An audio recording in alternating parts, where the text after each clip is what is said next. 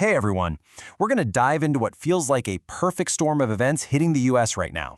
We're talking everything from secret files being unsealed to open conflict between different branches of government. These aren't just isolated incidents, they're all signs of a system that's under some immense strain. So let's break down what's really happening. And really, this is the big question we're tackling today. What happens when all of this hits at the same time?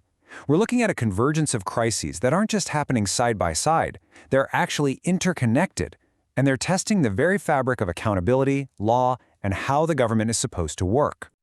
So here's what we're going to cover. We'll start with those explosive Epstein files and the pretty serious accusations of a cover-up.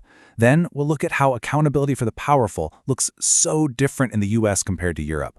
From there, we'll pivot to the rising tensions at the border and a really controversial election raid that was fueled by old theories. And finally, we'll connect all the dots to show how these events are revealing some deep cracks in the system itself. All right, let's kick things off with the Epstein files. Now, the Epstein Files Transparency Act was supposed to get them all released, but what Congress and the public have actually gotten, well, it's been far from the whole story, and it's sparking some major accusations of a cover-up. I mean, the scale of what might be getting withheld is just staggering. Just to give you a sense of it, Representative Jamie Raskin got limited access to only some of the unredacted files. He searched for Donald Trump's name, and he said the result came back more than 1 million times. In this accusation, it goes right to the heart of the issue. Raskin is basically saying this isn't just some bureaucratic delay. He thinks the limited access, plus the fact that there are 3 million files the DOJ still hasn't released, is part of a deliberate cover-up to hide the full story of these connections. And here you can really see the gap between what was promised and what's actually happening. The law required a full release by December 19th, but only about half the files are even out. And while members of Congress were supposed to get access to the unredacted documents, Representative Ro Khanna pointed out that even the files they were shown still had sections blacked out.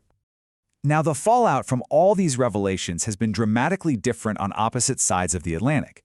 It's really a tale of two very different approaches when it comes to accountability. Just look at this contrast. In the US, you've got Wall Street lawyer Brad Karp, who did resign.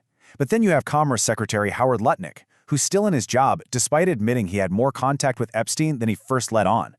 Meanwhile, you look over at Europe, and the consequences have been swift and severe. We're talking ambassadors and even a national security advisor losing their jobs over these exact same kinds of ties.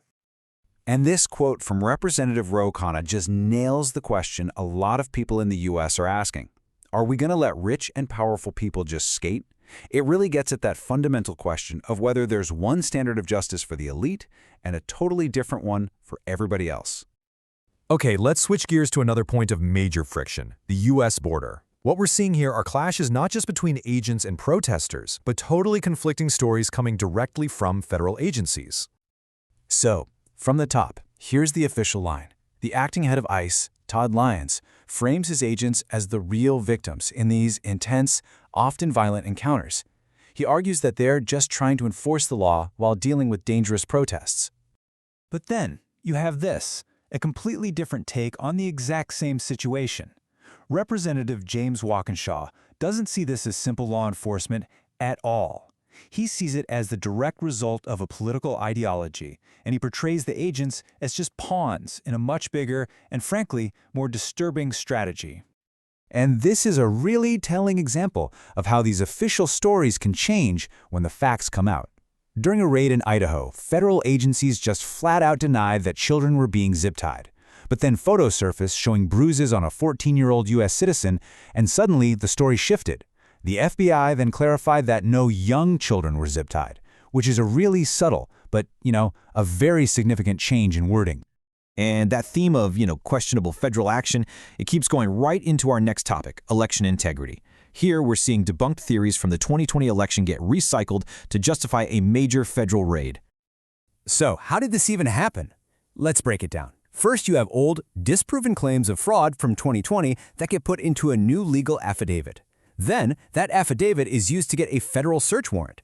And finally, the FBI executes that warrant, raiding a warehouse and seizing 700 boxes of ballots and election materials in Georgia. So you have to ask, what was the real goal here? Legal analyst Joyce White Vance suggests the statute of limitations for any crime back in 2020 had probably already expired. So she argues the whole point of the raid might not have been a legitimate prosecution, but instead to undermine confidence in Fulton County's ability to run a fair election in the future. Okay, so you take all this stuff, the files, the border, the election raid. What happens when you throw it all together? Well, our final section looks at the result: visible cracks in the system, where different parts of the government are no longer working together. They're in open conflict. A perfect example of this is what happened with the annual bipartisan governors meeting at the White House. It just completely fell apart. President Trump disinvited 2 Democratic governors, so in response, all the other Democratic governors boycotted the event. And that forced the National Governors Association, which is traditionally nonpartisan, to just pull out entirely. And the White House's response to all this? Well, it was pretty straightforward. The press secretary didn't frame it as a breakdown of a government tradition, but simply as a matter of the president's personal choice in his own home. And then there's this, which is a really, really big deal. A direct clash between the executive and judicial branches. A grand jury, that's a body of citizens that almost always approves indictments that prosecutors bring them, well, they flatly refused the administration's request to indict 6 Democratic members of Congress. And their supposed crime? Recording a video reminding military service members of their legal duty to refuse unlawful orders. I mean, you just can't get a starker contrast than that. While a grand jury of regular citizens saw absolutely no crime, President Trump characterized their actions in the most extreme terms you can imagine, calling it sedition that was punishable by death. It just shows this profound disconnect between the executive branch and the judicial process. So when you look at it all, from the secret files and the clashes at the border to election raids and institutional boycotts, it's clear the system is under some serious strain.